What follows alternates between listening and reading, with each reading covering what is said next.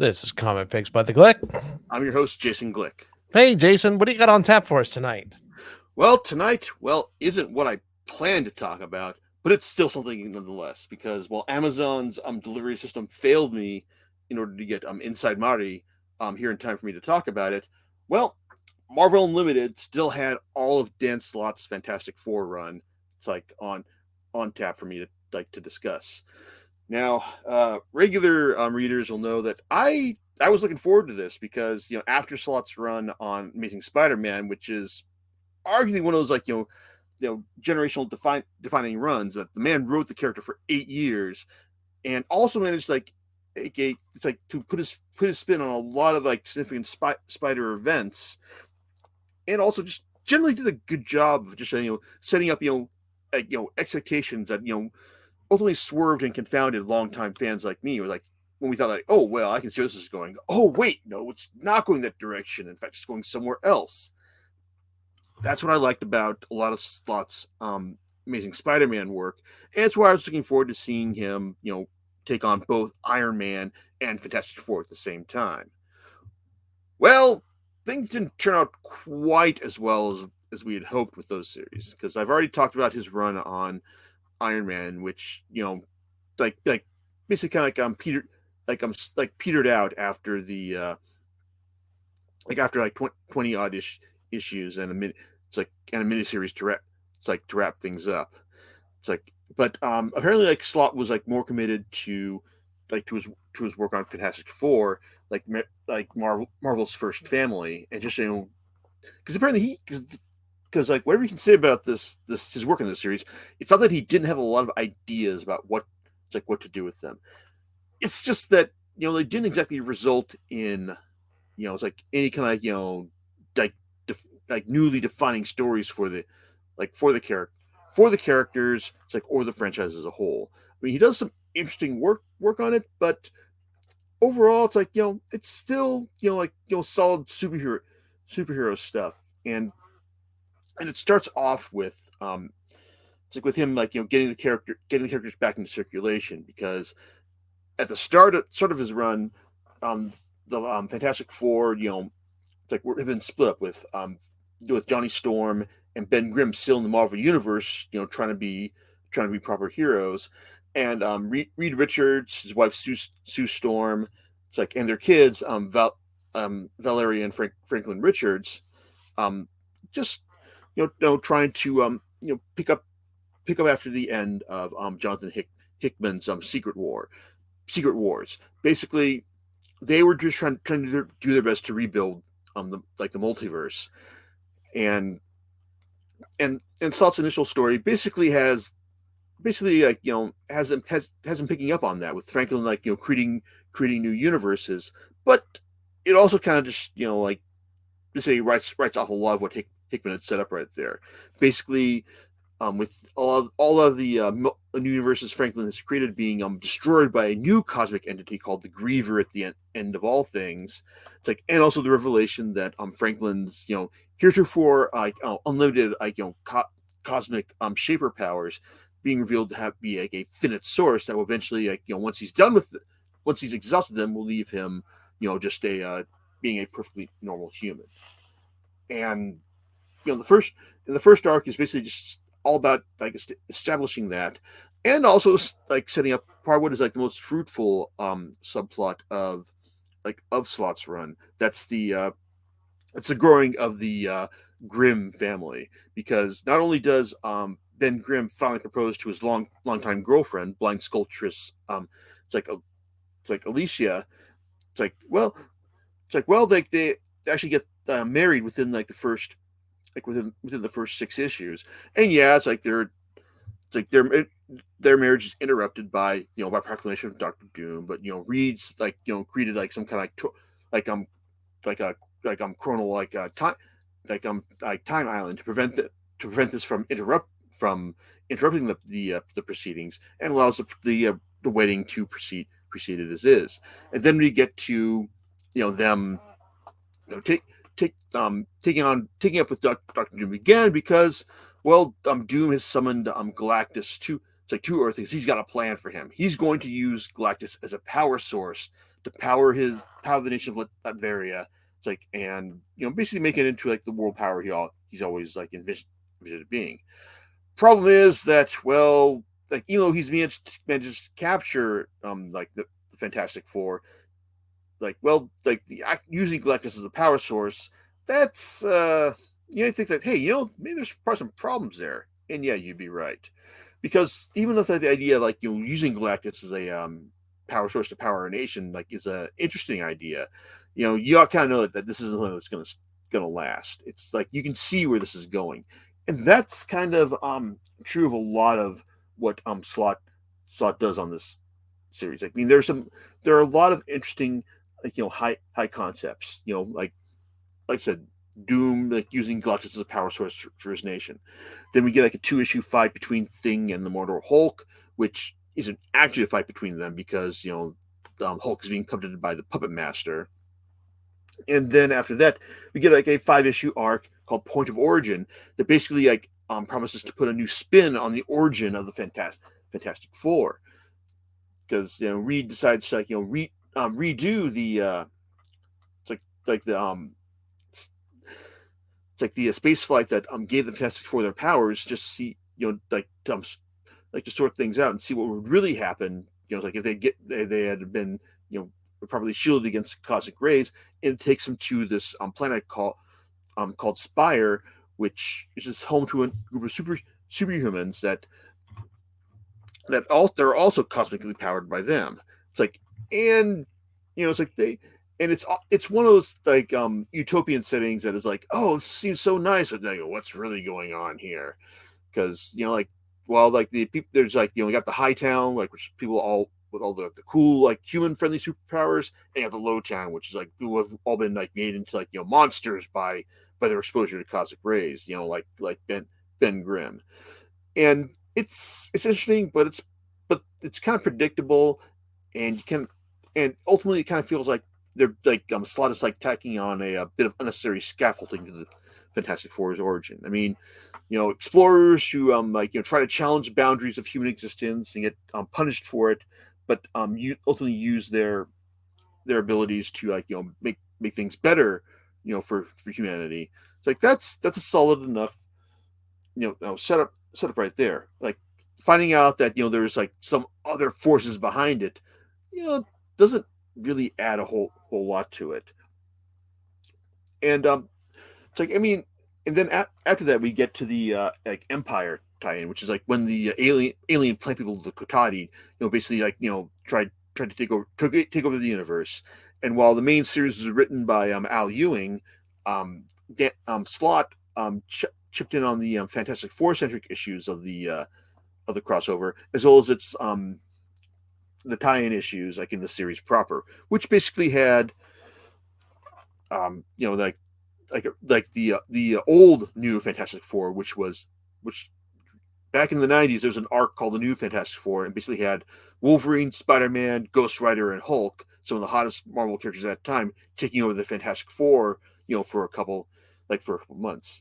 This time, we get Spider-Man and Wolverine answering the call in the midst of the Kotati invasion, and as the plant-based priests of Pama, try to attack the the surviving Richards family on Earth. It's not a bad tie-in, but one of the but the whole arc is basically notable for the fact that it introduces like two more key members to the Grimm family. It's like Jovel and M Krill. It's like two like a Kree and Skull children who basically have been empowered with the living histories of their respective races, and they basically been forced to fight, for the amusement of intergalactic spectators until they're freed by the Fantastic Four, and Ben decides to adopt them into his family, and basically try to basically give them normal kid lives, like apart from what their awful upbringing has imposed upon them. And Slott does a good job of mining them for some good fish out of water comedy as their militant minds. It's like do kind of like do mesh as awkwardly as you'd expect into Earth culture. It's like even though they there are some good laughs to be had later on as they try to like, exploit Earth cultures to their customs to their own ends as they use their abilities to like get as much Halloween candy as possible in one issue, and that's really kind of cute and amusing. And then there are other stories such as the creation of the Forever Gate.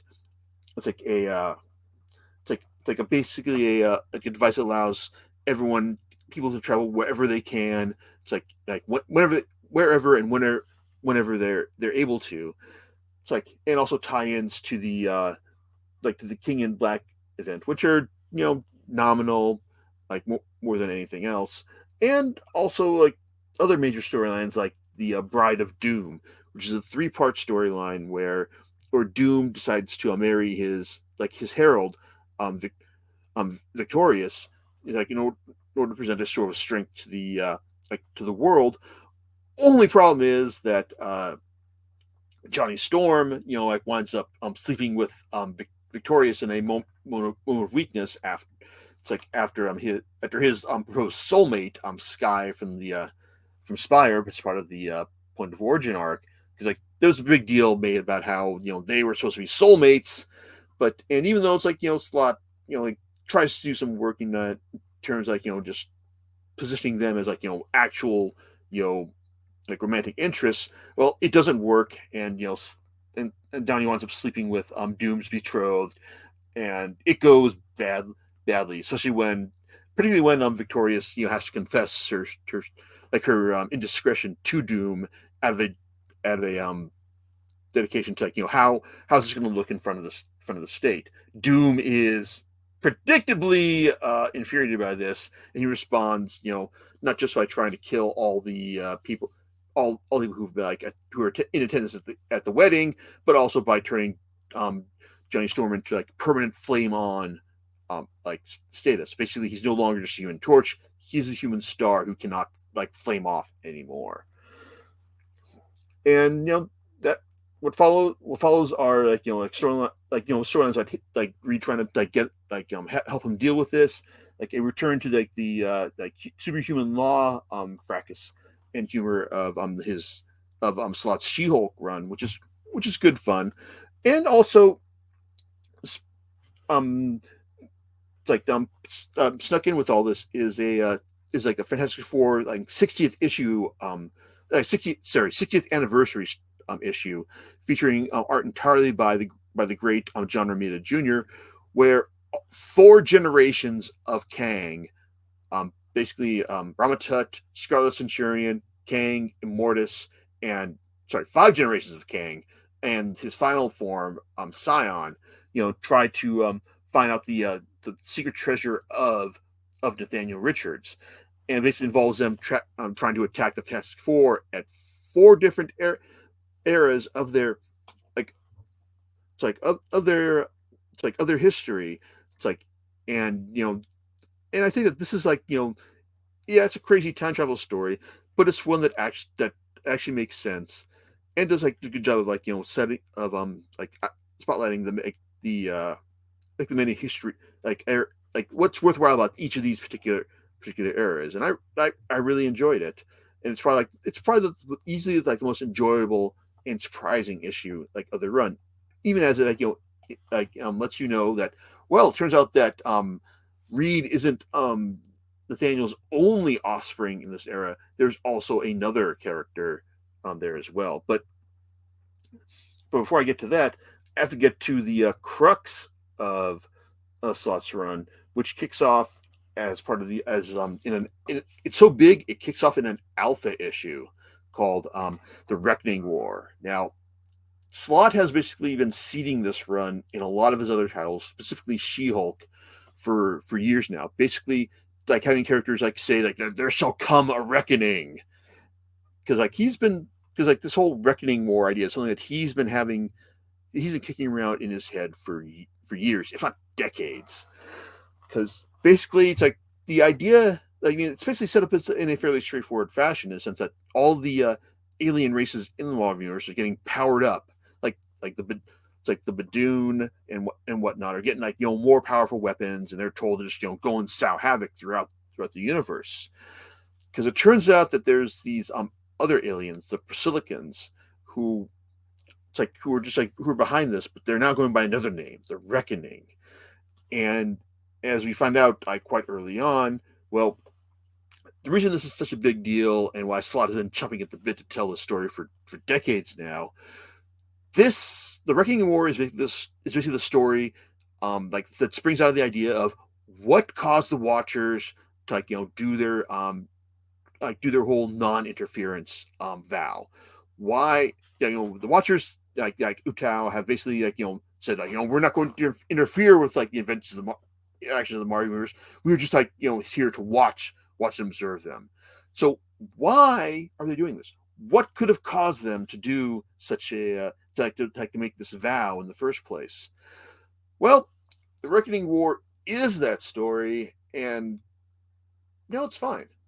I think it's all right. I mean, like, I'm not saying that the idea that Slott comes up with in terms of like how the why they took their non-interference vow was a bad one, but it's like it's pretty easily explained. It's like, and even though like there are a couple twists like around it, it's I can't say that it's like it's one for the ages, really. I mean, it's like it's something that's basically kind of like checks off a box, saying, "Oh, okay, well, yeah, I get it." And I will say, even though like he tries to make this like a big, galaxy spanning event, I can't say that it really like gets that huge, epic heft. I mean, like it's still. I mean, on one hand, he keeps the stakes focused on the characters, but at the same time, it doesn't feel as sprawling as an epic as say like Hickman's Infinity, or even John Tomasi's Sinestro Corpse War over at DC. I mean, it's definitely well constructed. It's plays out well, has some interesting twists, but it's basically just like an epic, bit of continuity management for the Marvel universe. And I admit that the one of the one shots that were attached to this, the Trial of the Watcher, which basically it's basically a what if about what if Utao the Watcher never interfered. It's kind of fun in the sense that it's basically like Utao's worst nightmare, in the sense that he finds out that he basically screwed everything. He basically screwed everything up in that classic Fantastic Four story where he warned them about Galactus's like a approach on the Earth.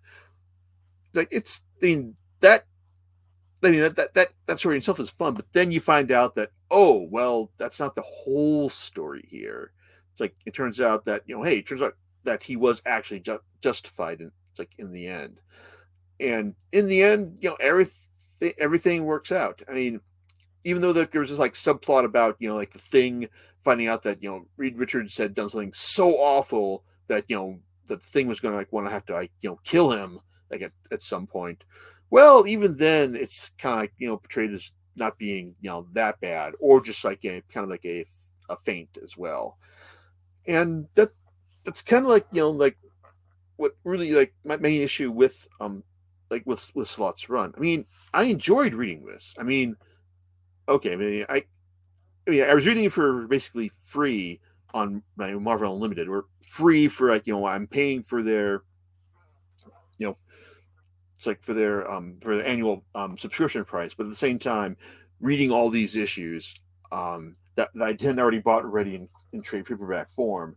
It's like likely probably paid for that, paid for the subscription, but there wasn't though the kind of the swerves, or playing against my expectations that I got from his Amazing Spider-Man run.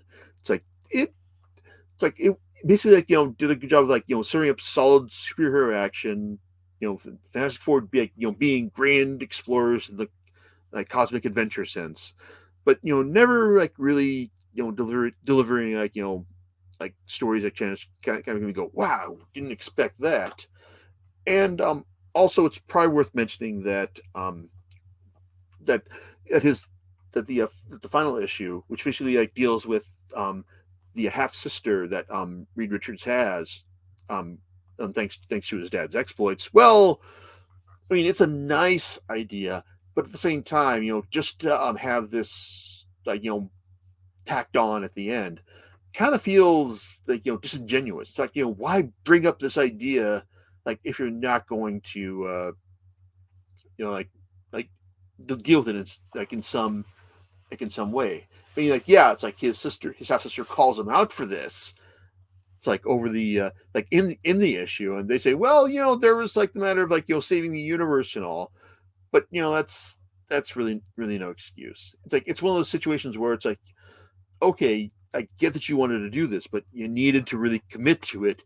You needed to like actually involve this character in more stories, for just like getting back to her at the very end of your run. I mean, for all I know, it's like at this point now she's just going to be like I don't know, it's like cannon fodder for a future storyline. Maybe it'll just be they'll see like, oh hey, it's like Reed Richards has a half sister. Hey, maybe we can kill her off to motivate him to go really ham in a later storyline. That's the kind of fear I have here. And yeah, it's like there's like I can't fault Slott for trying to like add new stuff to the Fantastic Four canon, and he does some decent stuff there. But I think that the Grimm family is like really like the best stuff here. And I will say that if anyone tries to like get him divorced from Alicia, or like kill off his kids, it's like that's going to be like a real dick move. Like I want to see how the Grimm family goes forward from here. And as far as like Fantastic Four going forward from here, well, um, there were some like we're getting basically a 2 issue Judgment Day tie-in, which is basically like Die Hard in the Baxter Building featuring Sue Storm. Which I'll read that. But the man taking over the Fantastic Four after Slott is an interesting choice, and that's Ryan Brown. It's like who has done a lot of interesting. Sorry, right, not Ryan Brown. Ryan North. Sorry, who's given us Daily Dinosaur comics. The my it's like the the Midas Touch or the Midas Theorem. Dang it, can't remember, but it's a good 8 issue. It's like 8 issue miniseries from Boom. It's like and also the Unbeatable Squirrel Girl over at Marvel Comics. I've heard good things about what he's been doing like for these early issues, because he's basically like Slott clearly went big and cosmic for his storylines. North is going like it's like is going smaller and more intimate, and I heard apparently that's supposed to be clicking pretty well with the audience. So I'll look forward to seeing how that turns up on on Marvel Unlimited. That being said, hey, if you're looking for a solid superhero story, and you've got access to Marvel Unlimited, go ahead and check out Slott's run. It's like it's not bad, it's not great. I mean, if I'm gonna like tell you like a Fantastic Four series that you need to read, you're gonna like want to check out Hickman's run, which basically like benefits from the writers obsessive planning, and the fact that he's basically telling one big story from beginning to end over the course of his run. Slott is telling a lot of different stories that kind of coalesce into something, but not really. But yeah, overall, Slott's run isn't bad, but I can't say it's something that I want to go out and rebuy in physical form after having read it on Marvel Unlimited. In fact, because space is at a premium in my library, I'm probably going to put the copies I have of his run on the 2 cell pile. Not because I hate them, but I really need the room, and take that as you will.